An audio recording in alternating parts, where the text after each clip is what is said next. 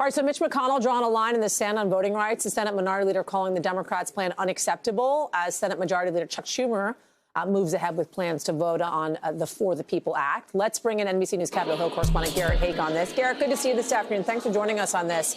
Let's start first with Republicans here. What else are we hearing from McConnell on this?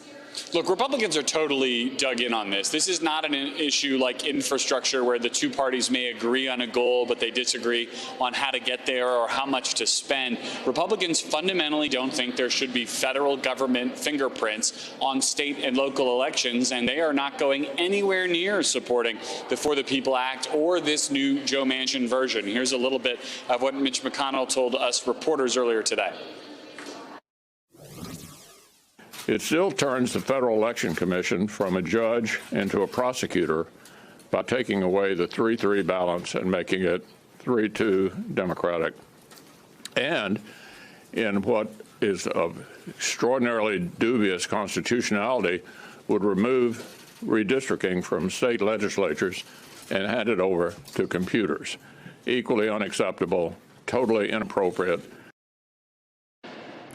So there's two fronts here for Republicans. They think the more the American people know about what's in this bill, the less they'll like it. And they know that if they hold together here, it doesn't stand a chance of becoming law because the filibuster will still be in place.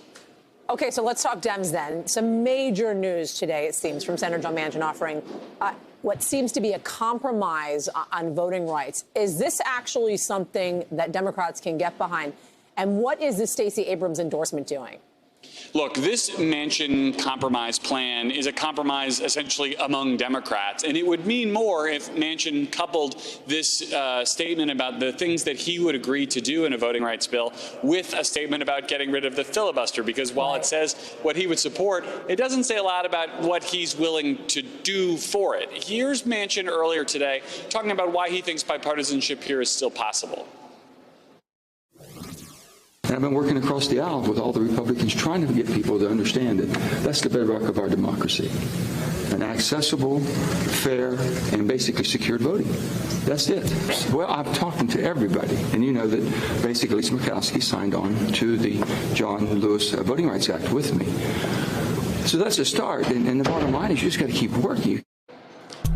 Yasmin, you heard a reference to the John Lewis Voting Rights Act here. That's a separate bill that doesn't go nearly as far as any of the things proposed here, including by Manchin. And I can tell you, I have not seen a bill that Mitch McConnell personally hates as much as he does this bill. He had 15 other Republican senators today with him at that press conference. I have a very hard time seeing any of them peel off to support this bill. So movement in the short-term political sense, because at least now Democrats are united around a set of principles here on the Senate side. But in terms of moving this bill towards becoming law, there's still very, very, very long way to go. Very long way to go. Garrett Haake, good to see you. Hey, NBC News viewers, thanks for checking out our YouTube channel. Subscribe by clicking on that button down here and click on any of the videos over here to watch the latest interviews, show highlights, and digital exclusives. Thanks for watching.